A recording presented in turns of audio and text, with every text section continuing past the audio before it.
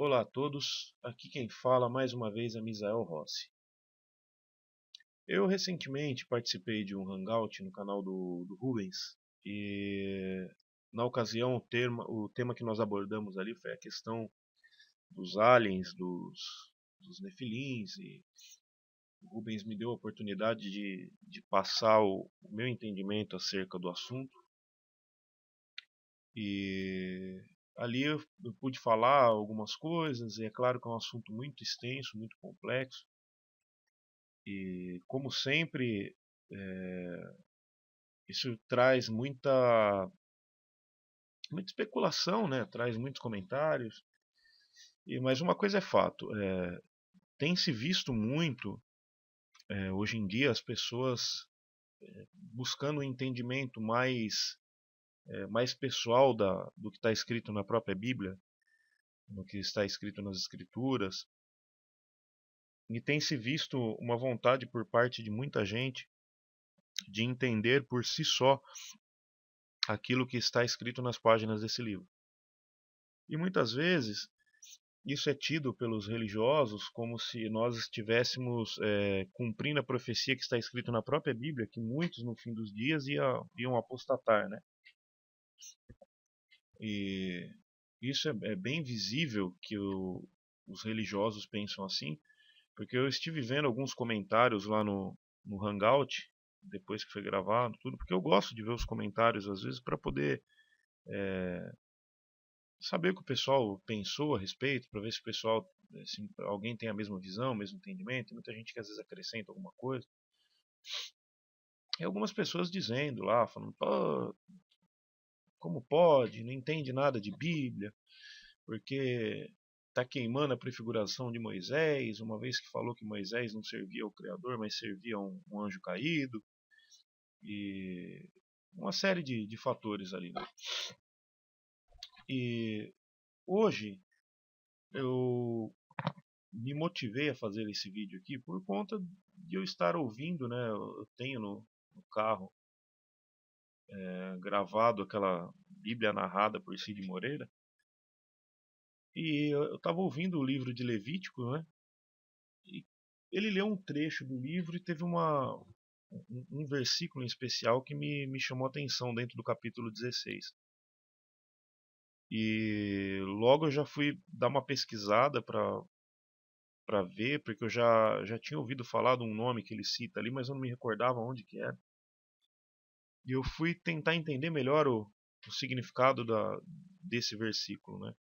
E confesso que eu achei muito estranho, e não estranho para mim porque eu já estou começando a me acostumar com a ideia, mas a grande verdade é que quanto mais eu leio o Antigo Testamento, mais eu vejo a influência desses seres, desses caídos, né, desses mensageiros, desses seres aí que a Bíblia chama de anjos. Quanto mais eu leio o Velho Testamento, o Antigo Testamento, mais vejo a presença desses seres. Mais eu vejo eles escravizando os seres humanos, mais eu vejo eles mentindo, mais eu vejo eles querendo se passar por deuses. E achei algo muito interessante aqui que eu vou compartilhar. E como sempre, eu gostaria de enfatizar aqui, né, que é a minha opinião.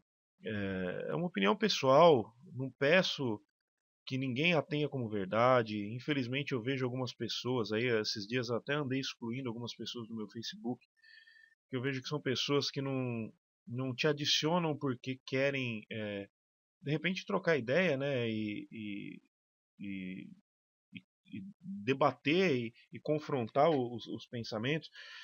São pessoas que ficam vendo o que você fala para depois ficar tripudiando em cima, como se alguém na face dessa terra fosse detentor da verdade absoluta, né? Como se alguém aqui pudesse falar: ah, eu sou conhecedor de toda a verdade, eu domino a verdade, eu tenho a verdade. Quem fala isso quem fala com essa certeza, com essa convicção toda, é no mínimo um pobre coitado. É um pobre coitado porque não tem consciência, não tem consciência de que nós não temos condições de saber de toda a verdade. Isso é fato. Tem muitas coisas que, infelizmente, a gente vai bater a cabeça e não vai chegar a conclusão nenhuma, porque são milênios de história, são milênios de mentiras, são milênios de, de manipulação religiosa, enfim. Hoje em dia é muito difícil nós sermos convictos da verdade. E tem gente que, quando eu falo isso, fala assim: ah, mas o Misael fica em cima do muro, não fala com convicção. Mas, gente, se você quer falar com convicção em cima do erro que você está, que é a religião, que uma certeza eu tenho, que a religião não é a verdade. E isso não precisa ser muito inteligente para poder concluir, não. Isso daí é muito simples de você. Basta você analisar o contexto religioso, seja de qual for a religião, e você vai ver que a religião está muito longe de ser tida como a porta da verdade ou o caminho da verdade. Então eu prefiro ser, não vou dizer inseguro, mas eu prefiro não ter 100% de convicção naquilo que eu enxergo do que ser um religioso convicto. Isso sem sombra de dúvidas. Eu prefiro ser 50-50 aqui fora, 50% sim, 50% não, do que ser 100% dentro do erro. Dentro de uma igreja mentirosa, numa igreja que escraviza as pessoas, dentro de uma igreja que engana, que tira dinheiro, que é hipócrita, que é mentirosa. Então eu acho que a maior virtude do ser humano, não a maior, mas uma das maiores, é o ser humano ser honesto. Honestidade. Eu sou muito honesto em dizer que tem muita coisa que eu ainda estou formando opinião.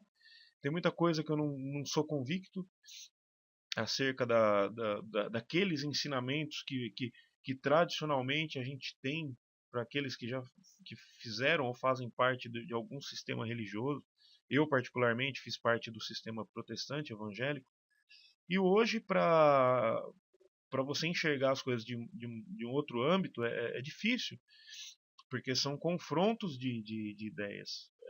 É você confrontar a tradição com aquilo que você vê, com a lógica do texto, com o sentido lógico de um criador que nós temos como entendimento que é amoroso, que é bondoso. Então, tem muitas coisas que eu não tenho vergonha nenhuma de falar, que eu não tenho ainda uma opinião formada. Eu tenho ideias e busco respostas. E vou continuar buscando.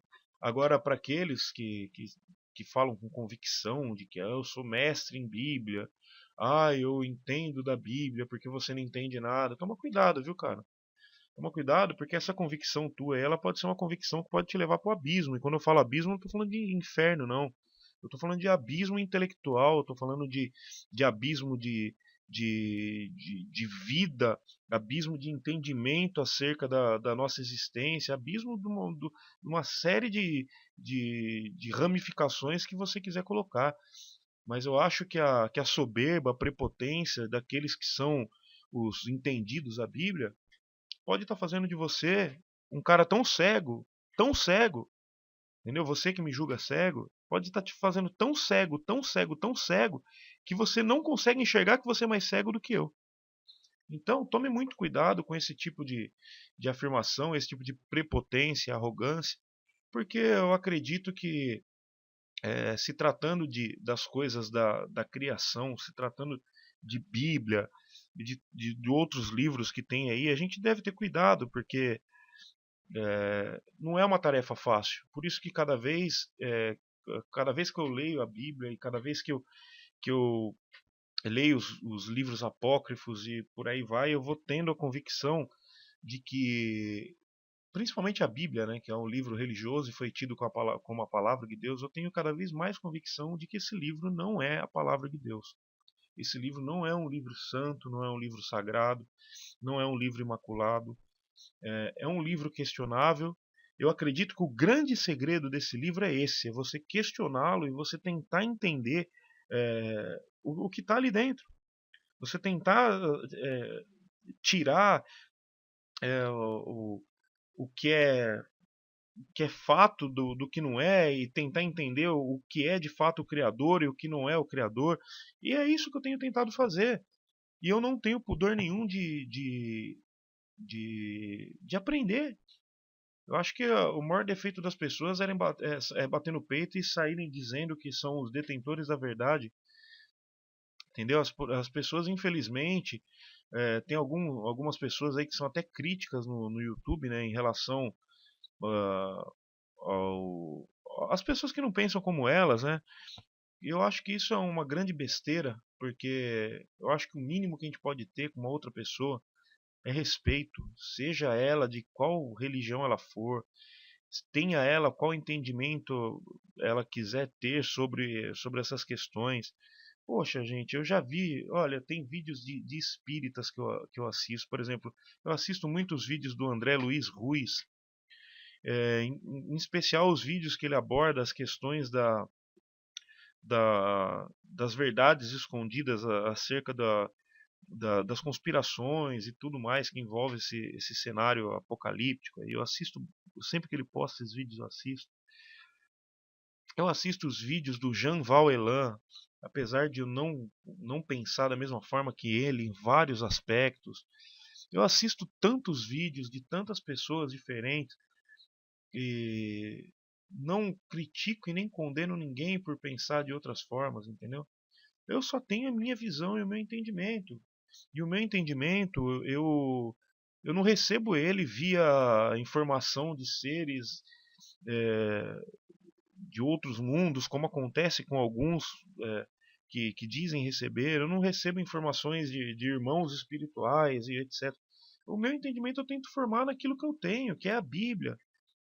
E tem gente que fala assim, pô, mas contesta a Bíblia e vai ler a Bíblia. Mas eu só posso contestar se eu ler. Se eu não ler, eu não tenho como contestar. Como que eu vou contestar alguma coisa que eu não conheço? E como que eu posso validar também algo que eu não conheço? Agora, tem muita gente que infelizmente valida as coisas sem nenhum conhecimento de causa. Valida os textos, valida o ideal sem fechar o ciclo. Entendeu? Sem formar a casinha inteira. Entendeu? A pessoa forma a opinião dela porque aprendeu daquela forma, ouviu, é um mero repetidor, ouviu um monte de gente falar e sai repetindo. Muitas pessoas comentaram ali no Hangout que o que eu disse lá acerca dos nefilins já não é fato novo e que já tem gente que já fala isso há muito tempo, mas isso para mim é indiferente também, porque não é porque tem pessoas que começaram a falar acerca dos nefilins e dos alienígenas há muito mais tempo do que eu não posso expor a minha opinião.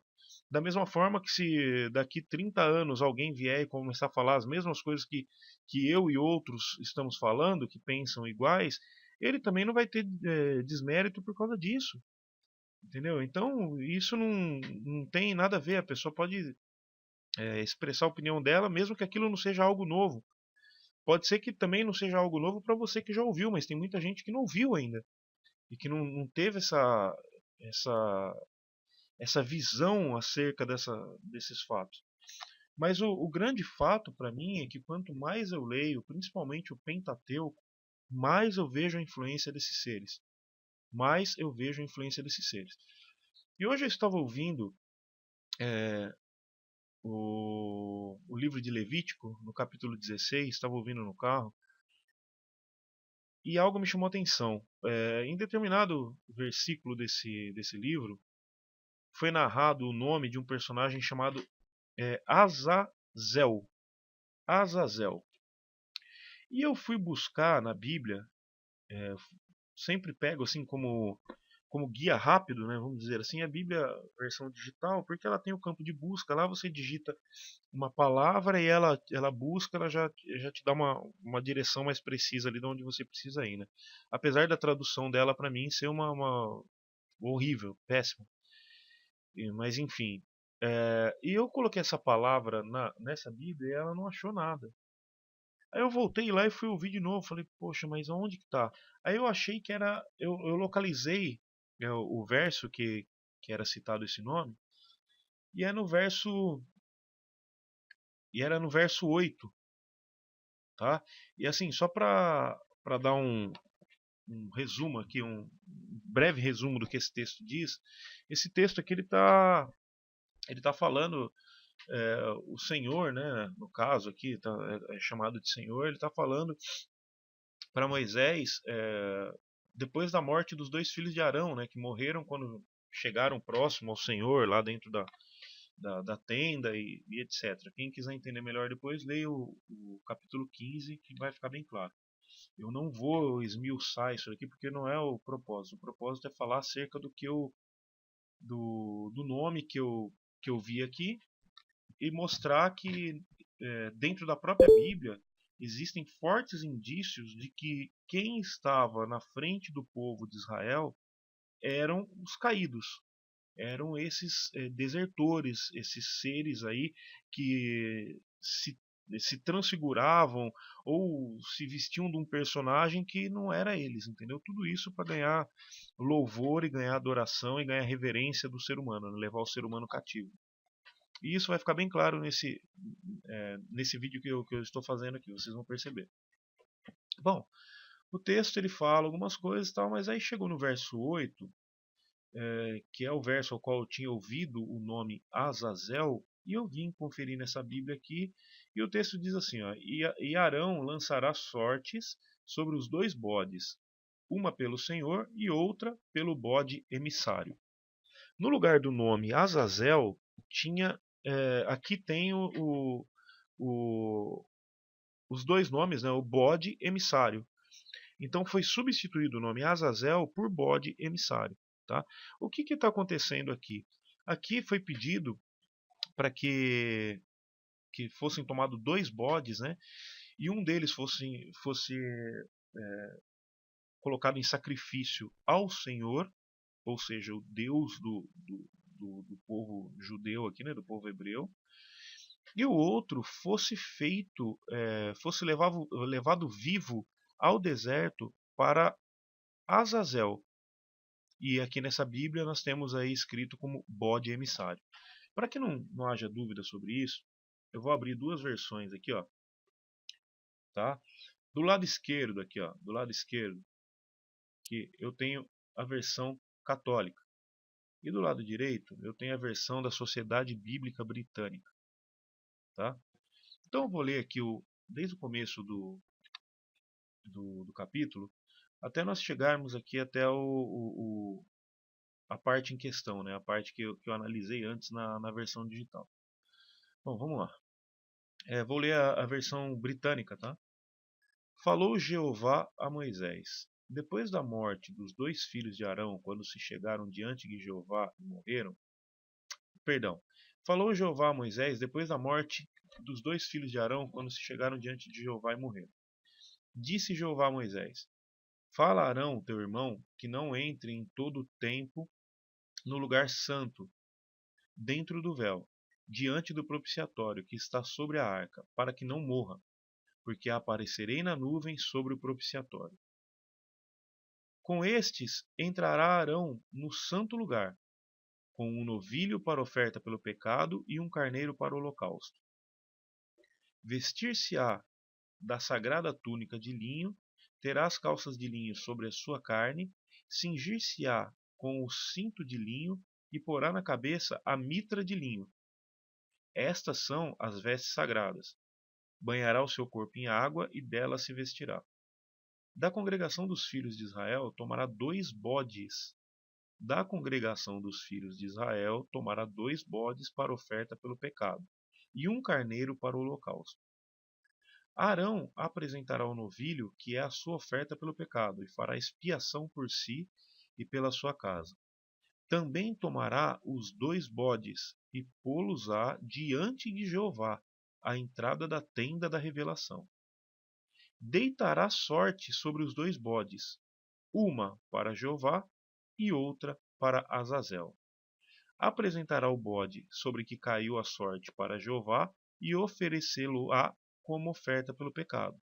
Mas o bode sobre que caiu a sorte para Azazel pôr-se-á vivo diante de Jeová para fazer expiação por ele, a fim de enviá-lo ao deserto para Azazel. Bom, o que foi feito aqui? Eles separaram 2 bodes e fizeram um sorteio entre os dois, e um ia ser imolado ou sacrificado para Jeová, e o outro bode ia ser levado vivo para o deserto para servir de expiação perante Jeová, mas oferecido a Azazel. Tá? É isso que o texto está dizendo, de maneira bem clara. Nós podemos até ler aqui, ó, a partir do 7 na versão católica, ó, tomará os 2 bodes e os colocará diante do Senhor à entrada da tenda da reunião. Deitará sorte os 2 bodes, uma para o Senhor e outra para Azazel, dizendo a mesma coisa. Oferecerá o bode sobre o qual caiu a sorte para o Senhor e oferecê-lo-á em sacrifício pelo pecado. Quanto ao bode sobre o qual caiu a sorte para Azazel, será apresentado vivo ao Senhor para que se faça expiação sobre ele, a fim de enviá-lo a Azazel no deserto. Então, foi feita aqui a expiação, né? Vai ser feita a expiação em um dos bodes, um vai ser oferecido em sacrifício, o outro vai fazer expiação e vai ser enviado a Azazel como oferenda a Azazel. Tá? Pesquisando quem é Azazel.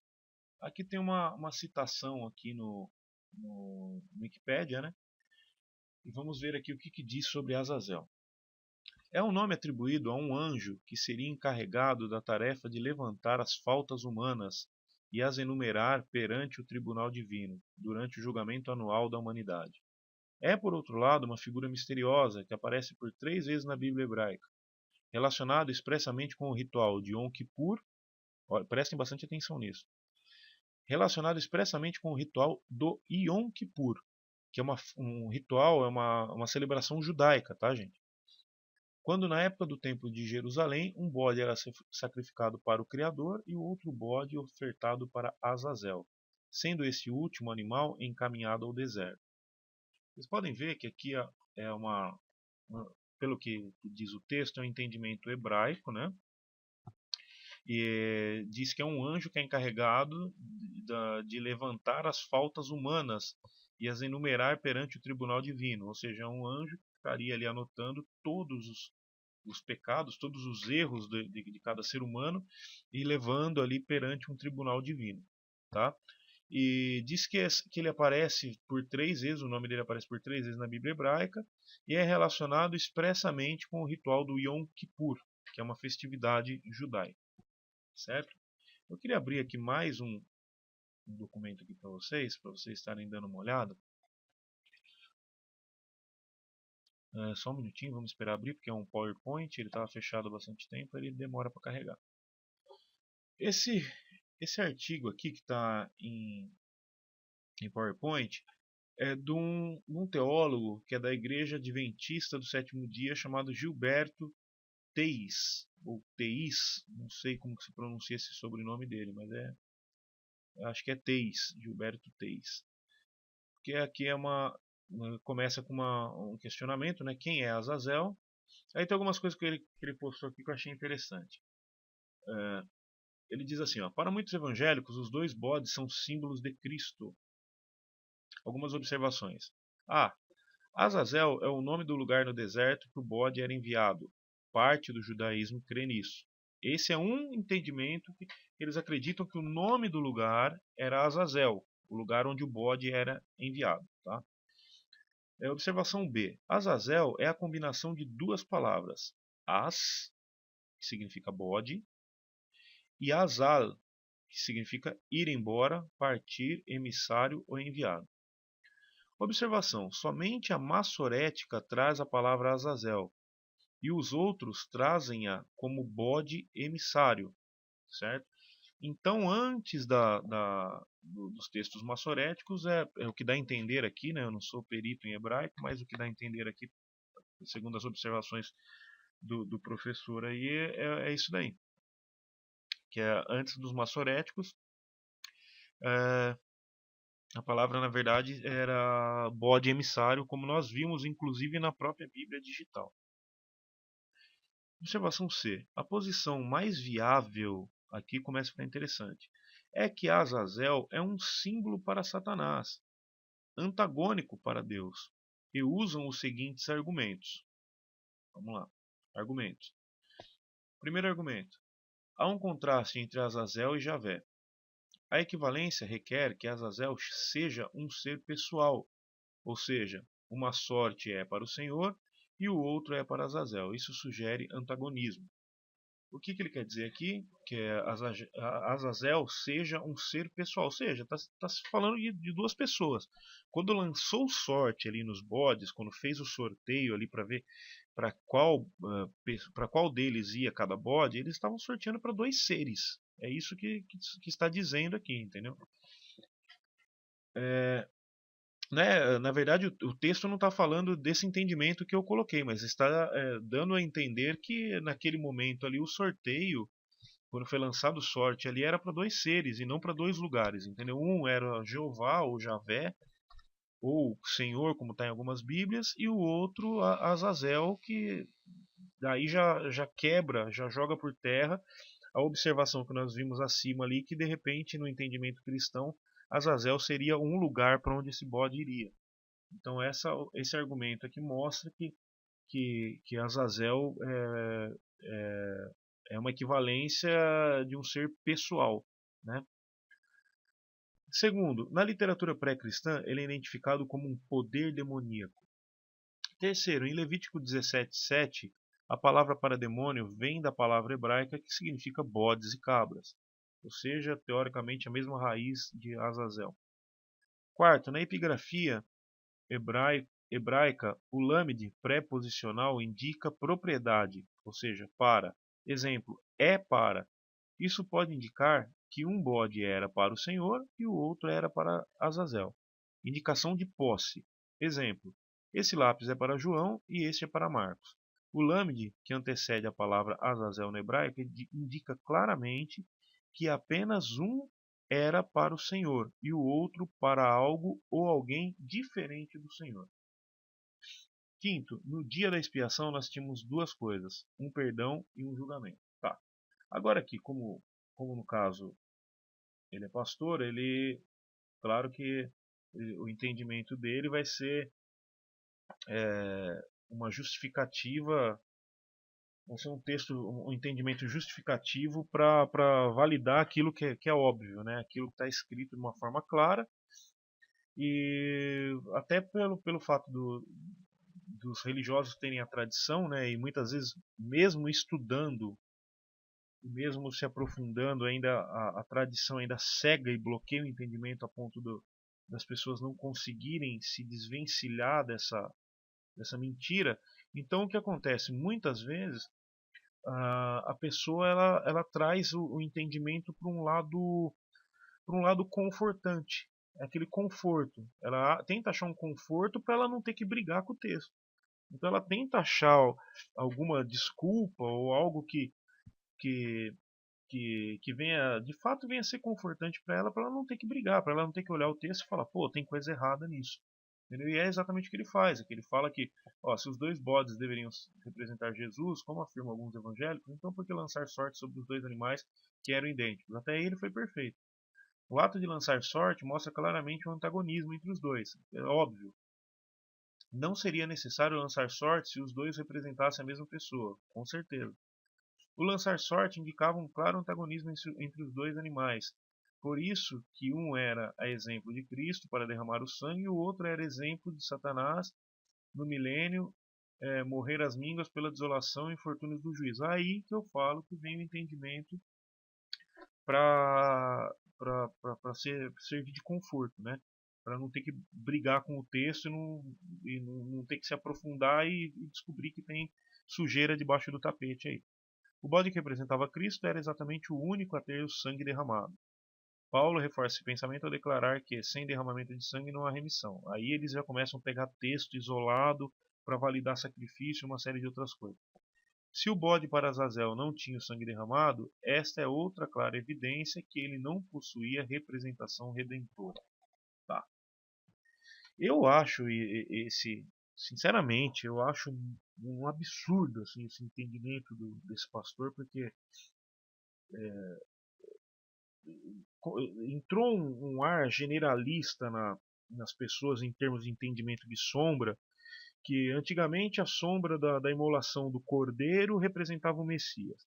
Aí depois começaram, para justificar os sacrifícios, começaram a falar que a rolinha representava o Messias, que o novilho representava o Messias, que a pomba representava o Messias, e agora até o bode representa o Messias. Então o bode Não importa que são dois bodes, o que importa é que um derramou sangue, então é o Messias. É isso que eles usam como texto. Então, assim, se o Messias era o cordeiro, se o Messias é o bode, então os caras não podem nem reclamar da maçonaria, porque se a maçonaria adora o bode, então eles estão no caminho certo. Então, assim, esses caras eles começam a bater cabeça e começam a entrar em contradição, porque o fato é que são dois bodes. E se o próprio bode, que é a representação aí de que muitas pessoas usam como a própria representação da figura de Satanás e, e uma série de outras coisas aí, como que o bode pode estar representando e pode ser, só porque derramou o sangue, porque foi imolado, pode ser representação do Messias? Então fica difícil de entender, né? Da mesma forma que dizem que a serpente levantada no deserto é a representação do Messias. Então se o Messias representa a serpente, representa o bode, daqui a pouco vão achar um dragão aí também, vão falar que é a representação do Messias. Então, meu amigo, Satanás ele tá perdendo de 10-0 pro Messias, porque antes ele era o bode, ele era a serpente, ele era o dragão. Isso pela própria Bíblia. E agora o Messias já é tudo isso, então eu já não sei mais quem é Messias e quem é Satanás, e virou uma Babilônia desgraçada. Virou uma bagunça. Já não dá para entender, tá? Isso tomando por base as observações desse pastor aí, né, que fez esse estudo sobre quem é Azazel. Só que o que esse pastor poderia ter feito, e eu acho que seria muito mais proveitoso, e é aí que eu falo que a tradição ela acaba impedindo às vezes a gente de enxergar as coisas de uma outra forma, porque pela tradição, esse livro que eu estou com ele aberto na minha frente, aqui, que é o livro de Enoque, pela tradição religiosa, esse livro é um livro herege, principalmente pela tradição cristã, porque no judaísmo ele é até bem aceito, entendeu? Apesar de que pelo jeito os judeus não entendem ele, porque se entendessem não serviriam esses deuses que eles servem até hoje. Mas se o pastor ali em questão ele tivesse gastasse um tempinho lendo esse livro, ele ia perceber que aquele fato que está acontecendo ali, aquele sacrifício do bode, na verdade é para o próprio anjo caído. Tá? Olha só o que diz aqui o livro de Enoque. Aqui ó, no capítulo 68, está falando sobre o julgamento dos anjos, né? Que foram ao todo 200 anjos.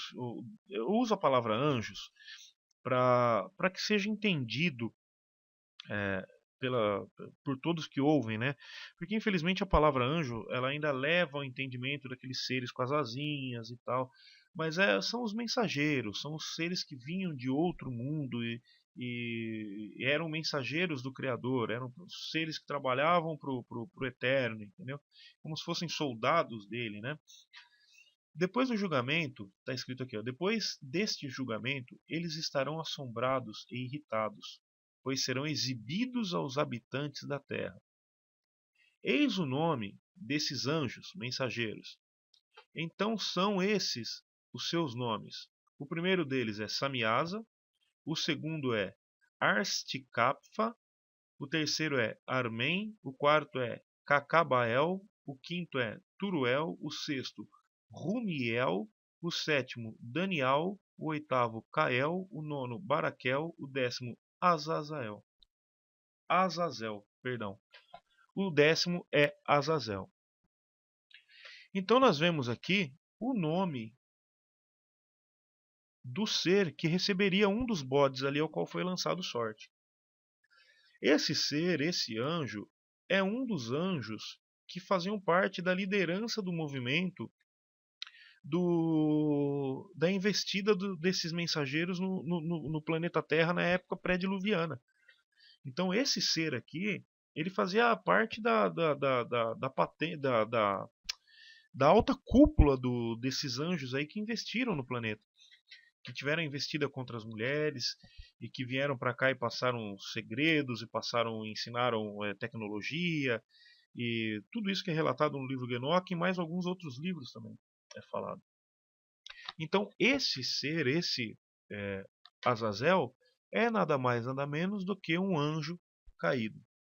Tem um outro livro aqui, que é o Apocalipse de Abraão, que diz aqui também, que fala, esse aqui seria interessante até quem quiser ler depois, ler inteiro, que é uma passagem aqui em que Abraão é levado para um lugar e na frente dele aparece um corvo, um pássaro, uma ave de rapina, né?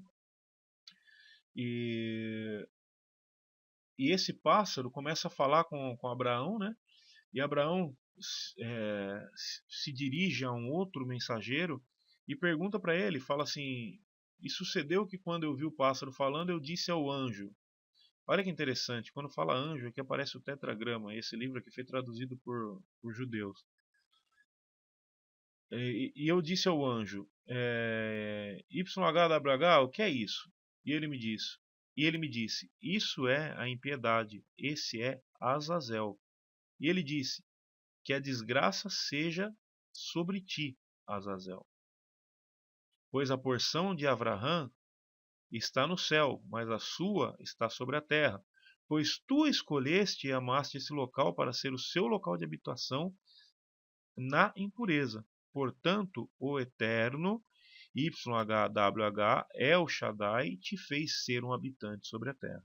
É mais uma confirmação daquilo que está escrito em Enoque, que Azazel é um dos anjos ou um dos mensageiros que optou por viver entre os homens, que optou por estabelecer a sua morada aqui, que ele, ele refutou, ele não quis a condição dele de mensageiro mais. Ele não quis, ele abriu mão, entendeu? Ele não quis, ele abriu mão da morada celeste, abriu mão da sua condição de ser diferenciado e se misturou com os humanos. E pelo que nós entendemos no livro de Enoque, eles tinham uma regra que eles não podiam fazer isso, que eles são seres diferentes de nós. Então foi isso que o tornou um nefilim, né? Tornou um ser caído. E através dessa junção aí que vieram os gigantes, que vieram as aberrações, e aí eles começaram a fazer experimentos genéticos e uma série de coisas aí que a própria arqueologia hoje vive achando artefatos aí a todo instante que comprovam isso, e a gente não pode ir contra, uma vez que a grande maioria dos elementos encontrados são elementos verdadeiros. Então, meus amigos, fica claro aí, mais uma vez, em um texto da Bíblia, em um livro do Pentateuco, a influência desses seres. Tá? Eu gostaria muito que as pessoas, como eu disse no começo, não tivessem isso como verdade absoluta, porque é uma opinião minha. Mas para mim, Misael, quanto mais eu leio o Pentateuco, mais eu vejo a influência desses seres. E aos poucos eu estou lendo, aos poucos eu estou indo, pegando, pesquisando. Eu ainda não sei até onde chegou a influência deles. Eu ainda estou por descobrir. Não tenho medo de descobrir. Eu vou até onde eu conseguir ir. Tá? Mas uma coisa é certa, quanto mais eu leio, mais eu vejo a influência desses seres no nosso mundo, na raça humana, na existência, no passado. E é por isso que hoje eu tenho certeza que esses sinais que acontecem nas igrejas, principalmente, em especial na igreja evangélica, mas também nós temos aí é, fatos sobrenaturais no espiritismo, dentro das religiões africanas lá, né? Que são as religiões do candomblé, essas religiões em geral aí eu não sei os nomes ao certo, mas é o candomblé e por aí vai. E dentro do próprio catolicismo também, que tem esses estigmas, né? Pessoas que aparecem com estigmas e santos que muitas vezes choram e aparições aqui, aparições ali. Eu não tenho dúvidas de que esse mover que é tido na igreja evangélica como um mover do Espírito Santo, que esses milagres, que essas enganações, elas são feitas por esses seres. Esses seres hoje, eles fazem no nosso planeta a mesma coisa que fizeram lá atrás. E com isso, eles levam cativos aqueles que acreditam neles. Aqueles que os têm como deuses, como criadores, né? Quando na verdade não são. Quando na verdade são seres que se aproveitam de um conhecimento superior, que se aproveitam de uma condição diferenciada, que se aproveitam de que nós perante eles nós somos crianças, né? Nós somos crianças, somos bebês perante o conhecimento que esses seres têm. Então eles se aproveitam dessa condição e fazem o ser humano de verdadeiros idiotas. Então é importante que você, que me escuta, que está assistindo esse vídeo, né, que está vendo esse vídeo, coloque isso na balança. Comece a pesar, não deixe que a tradição faça você aceitar que tudo que está no Velho Testamento é o Criador. Porque senão você vai chegar num ponto que você vai ver que esse Criador é bipolar, porque uma hora ele fala uma coisa, outra hora ele fala outra. É por isso que nós temos uma discrepância gigante, nós temos um abismo de distância entre o Deus do Antigo Testamento e o Messias do Novo Testamento. Então é importante que você pelo menos avalie essa possibilidade. Você pelo menos leve em consideração que isso possa ser de fato possível. E se você fizer isso, acredito que de repente muitas coisas podem começar a ser respondidas. É claro que isso dentro de uma perspectiva de um entendimento pessoal meu, tá? Pessoal meu, não afirmo que isso é verdade ou não. Dentro da minha perspectiva de pensamento, é algo que eu encaro com muita naturalidade, vejo uma lógica muito grande e acredito que de fato seja isso que tenha acontecido. Influência direta dos seres de outras dimensões, se passando por Deus. Isso a gente vai abordar mais na continuidade da série Nephilims Anunnaki. Um abraço a todos aí, muito obrigado por terem assistido o vídeo.